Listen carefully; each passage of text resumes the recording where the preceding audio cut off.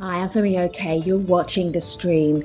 The lead up to the Uganda election in January has been so chaotic, and so violent that Uganda is bleeding has been a hashtag that has trended on social media.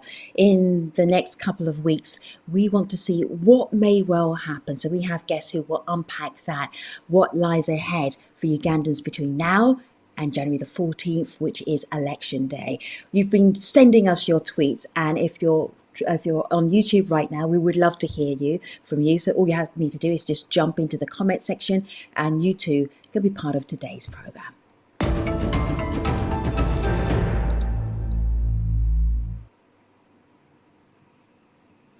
I am going to say hello to the guests. The guests will say hello to you and introduce themselves. Andrew, it's good to see you. Welcome back to the stream. Remind everybody who you are. What do you do?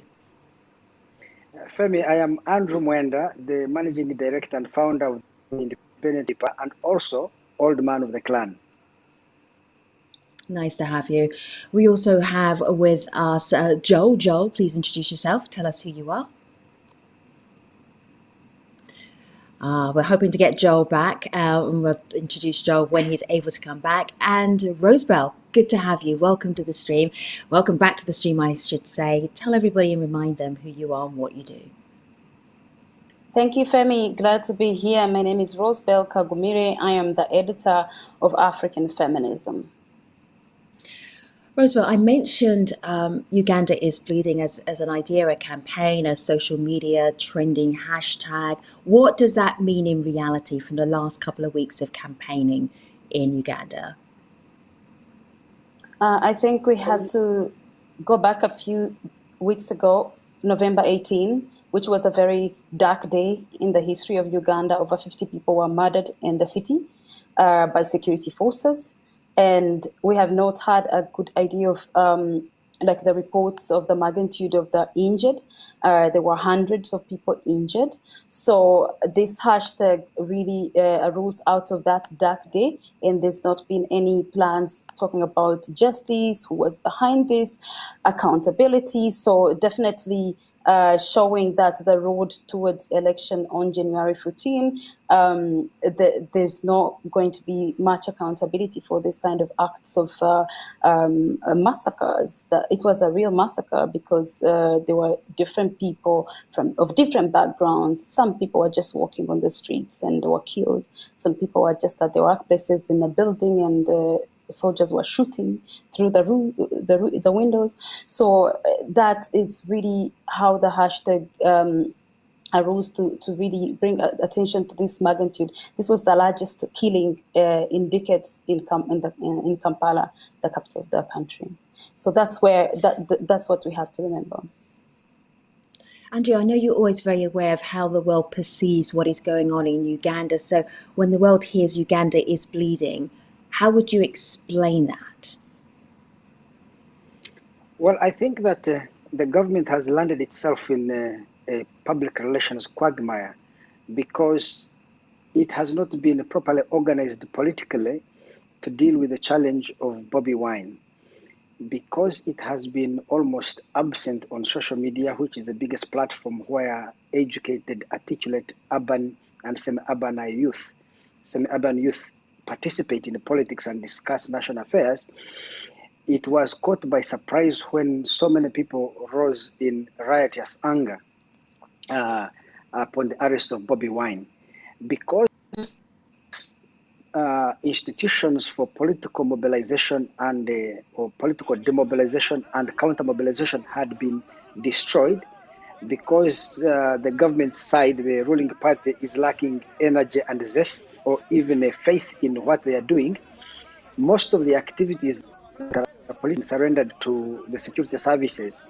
And when you have armies and the police, the ones running your campaign, you are likely to get exactly what we saw in November. We were hoping to have Joel Sesnyonyi on, who is the spokesperson for the National Unity Platform. That is the party that is headed up by Bobby Wine. I'm not sure that we will be able to get him connected to be back onto the program. But Joel, if you're on Twitter, tweet and we'll bring your tweets into the conversation, just connectivity But issues I told you, here. Femi, that there will be a problem with his line. Didn't I tell you at the beginning? Okay, before we went on air, I told you. That's highly suspicious of you, Andrew.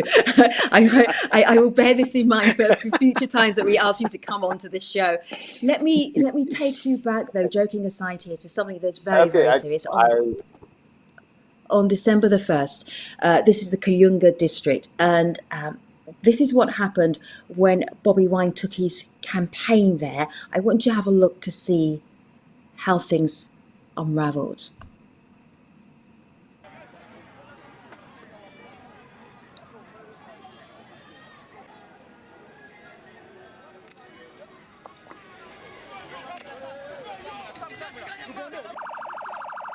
So there's a tear gas canister that's landing. There are explosions. And then a day after these events, this is when Bobby Wine temporarily suspended his campaign. So Andrew was gloating, but here comes Joel. Joel, it's really nice to have you. We talked about you, so glad that you have you in the conversation. Joel, introduce yourself to our international audience and then pick up on that video that we saw just there. Joel. All right, so bear with us, audience. It's an important show. We really wanted to get that voice in, but we may not be able to get that voice in. Joel, apologies. Rosebell, that scene there, is that typical of a campaign event in Uganda right now? What you saw is not out of the ordinary, to be honest. What we are seeing being done to Bobby Wine's campaign has been done. It was practiced and perfected on Dr. Chiza Besigye when several times he had come out of jail or he had to be flown to Nairobi for treatment in the middle of the campaigns. This has been perfected elsewhere. So in many ways, it's not new.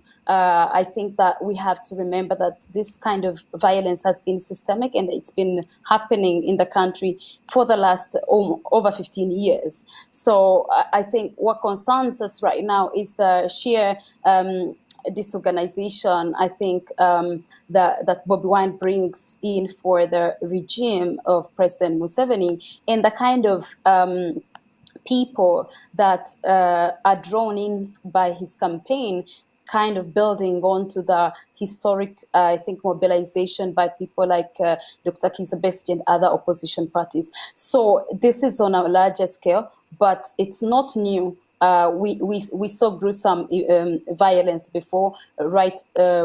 Even journalists being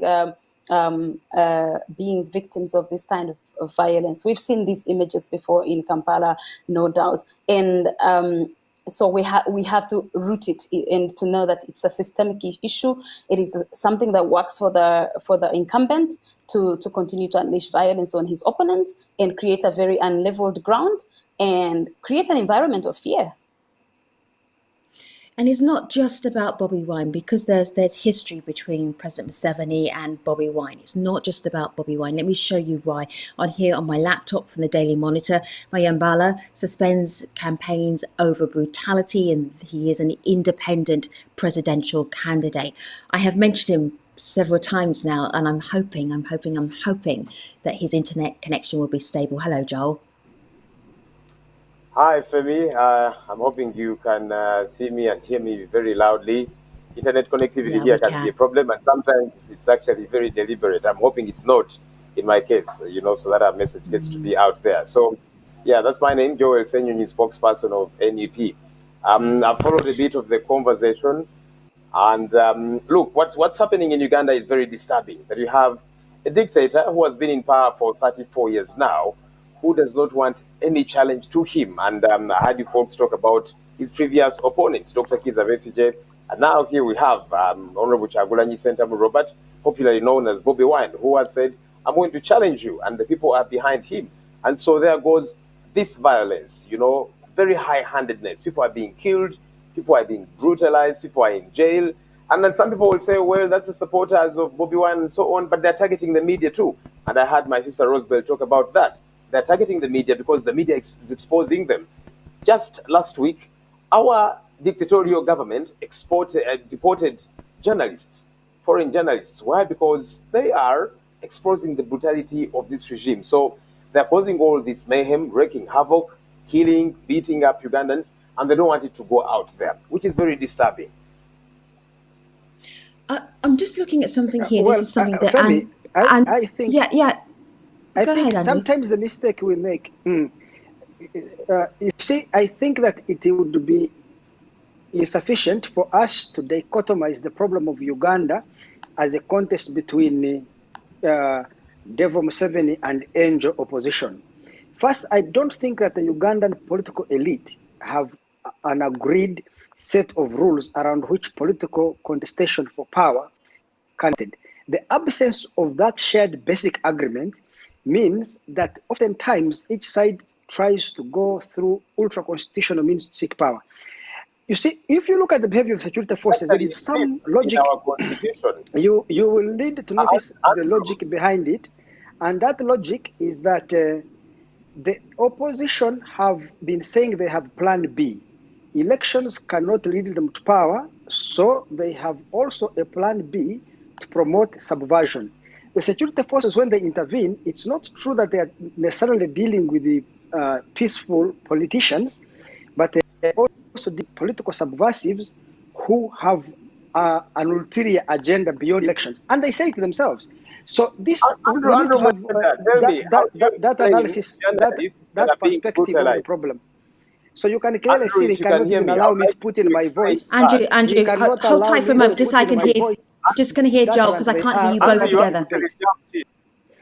Andrew, you actually jumped in when I was making what I'm saying instead of waiting for Andrew and Joel, I actually cannot hear you both together. The internet connection is not strong enough for me to hear you both together. Usually I can do that. So I can't today. Can Andrew, I finish? Hold tight. Can I finish my Pause. point? You can finish a sentence, Andrew. All right. So I was saying that this suspicion on the part of the state, which is also grounded in reality, that the opposition are not just opposition, but they're also involved in political subversion, leads to the kind of behavior you see with the state. And I think that politics in poor countries where the elite do not have a common agreement.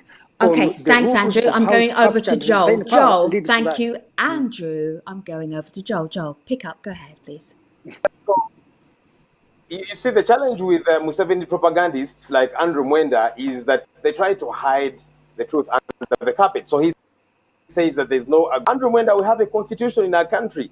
It sets rules that should be played by. You know, our constitution places our army somewhere and not in our elections and all of that. But he says that, you know, we are being brutalized, we are being killed because apparently we might be subversive.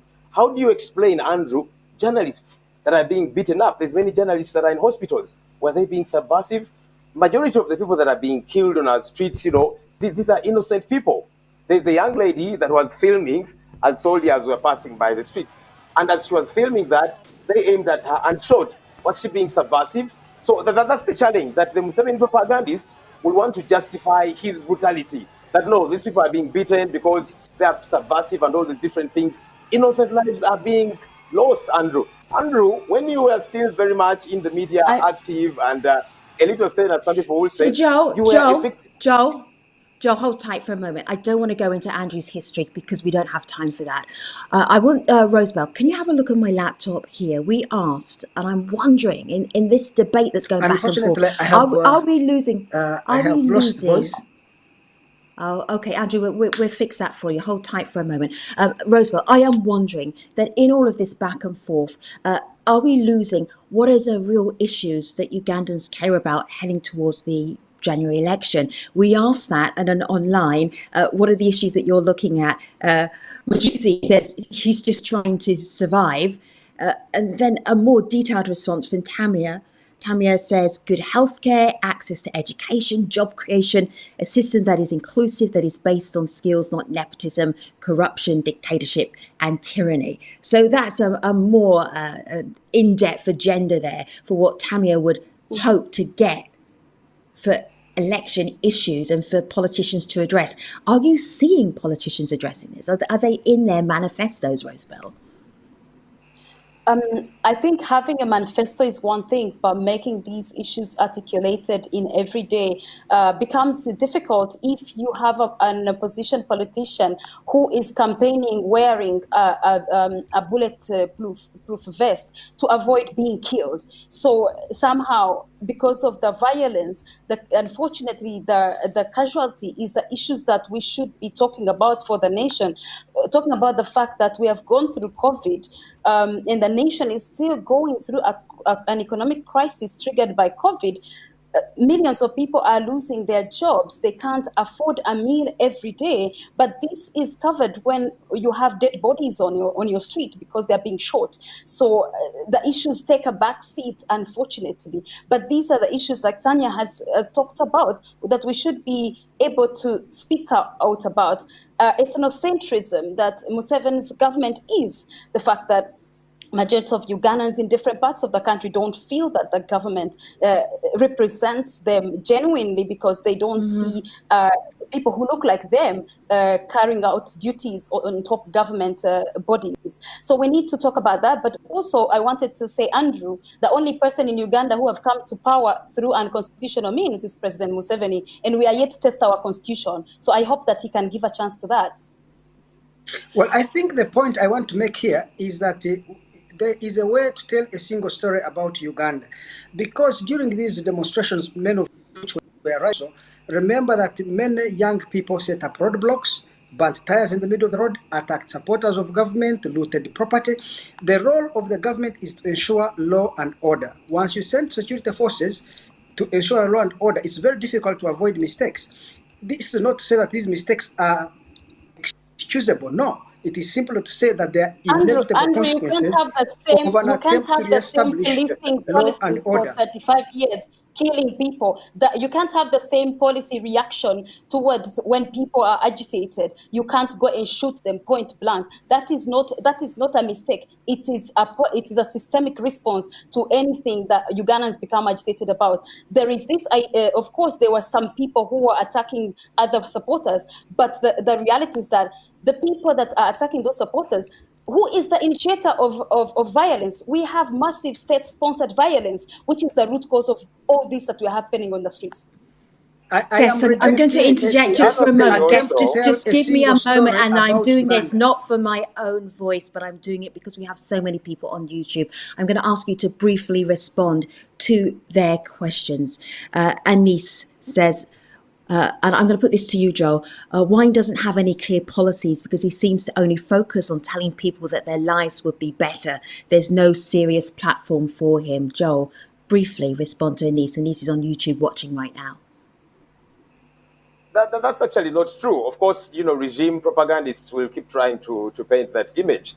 If they have been attentive, we have been clearly articulating our issues. We keep raising this fist because there's 5 critical issues that we want to talk about, and we've been talking about these things. We're about to sound like a broken record. We're talking about a people-centered government.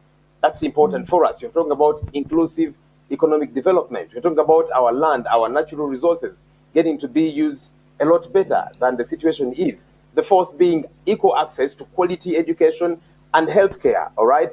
The other issue being international relations. We have quite a challenge with that, and of course our national security. So these are part of our manifesto, which we have been putting out there for those that care to listen, but some clearly keep diverting us. But I wanted to say this. I have another question, and I wanted to share this with our audience on YouTube. I know you know that that's an important audience, particularly for you. If they're on social media, I know that's an important audience for you. Sophia B., what changes will Museveni make if he is re-elected? In the 34 years that he has been there, Uganda has not appeared to progress. Even if Bobby is unqualified, isn't change needed? Andrew, I'm not going to expect you to jump into the head of President Museveni, but that idea about change needed, 34 years and then more coming up for next year. How would you respond to Sophia? Femi, first of all, on if YouTube? there is anybody who wants a change in the presidency of Uganda, I am number 1. Nobody can lead me on that. Where I disagree is to say that any change that is that any change is required, rather is good change. That is one. The second thing, Femi, is that it's not true that Uganda has not progressed. If you look at Bloomberg News right now, they have put a list of the 10 best performing economies in the world. Uganda is number 2 in the world, rather number 5 in the world, number 2 in Africa. Uganda has sustained an impressive rate of economic growth over the last 35 years. We should not deny the truth. It has been the 11th fastest growing economy in the world period of 35 years. Its record in terms of GDP growth, per capita income growth, expansion of welfare is among the best that has been recorded historically. The opposition wants to deny this reality because they just don't understand economics. Please let me first finish. Goodness. They don't understand economics. There is a great book that has been published. Andrew, your co-guest. Your co-guest has something to say back to you, Rosebell, briefly. Go ahead. You cannot say, Andrew, you cannot say you understand economics better than an ordinary person. All right, I'll let Rosebell. Andrew, you cannot measure a societal transformation just by looking at GDP and growth. It's about who is growing. Is it Museveni and his cronies? Is it people around a certain small, tight-held private sector that serves the president and his family and his clan? Who is growing? Who is being left behind? Unfortunately, this growth has happened at a magnitude that also correlates to a big gap in inequality. Many Ugandans, for every Ugandan that goes out of poverty, 2 fall back. So we know that is also on record. First of all, everything you have said, Rosebell, is not true. Yes. It's true because all indicators. Hold tight a moment because I literally cannot hear you. I'm going to take a pause because we're almost at the end of the show, but I want to bring in Safina. And Safina, we've been talking about violence, we're talking about political manifestos, we've been talking about different campaigns, but Safina has one idea for how Uganda moves forward, and this is what she told us earlier. Have a listen. Make this a protest vote. That has been Bobi Wine's message ever since the massacre happened last month, ever since those people were murdered in the streets. So this is how we take a stand for them. This is how we fight for them, by turning out to vote and guarding our vote. And the regime knows that the more people that turn out to vote, the harder it's going to be for them to rig. That's why they've been investing in voter apathy over the years. And this year, they disenfranchised over 1 million teenagers who were turning 18, and they prevented them from registering to vote. So ahead of this show, we did a very unscientific stream poll, and we said Uganda decides 2021. Who do you think will win the 2021 presidential election? This is unscientific. President Yoweri Museveni gets 30%. Bobi Wine gets 69% in our very unscientific poll. Underneath comments here, Uganda will decide to vote for Bobi Wine, but Museveni will just win. Lots of cynics in the stream online community. Kwasi, seriously, I mean, are you very seriously asking this question? Talk about something else. Cedric, this is not a question to ask. Museveni will never let go of his presidency. You can look underneath that tweet that's on @AJStream to see more of those responses. Let me go back to Rosebell. Rosebell, this idea about can there be a free and fair election on January the 14th? Will the person who gets the most votes actually become president? Is that possible in Uganda today? From where I stand, it is almost impossible because we have been to the polls for the last 5 times. I have voted in most of the elections since I turned 18.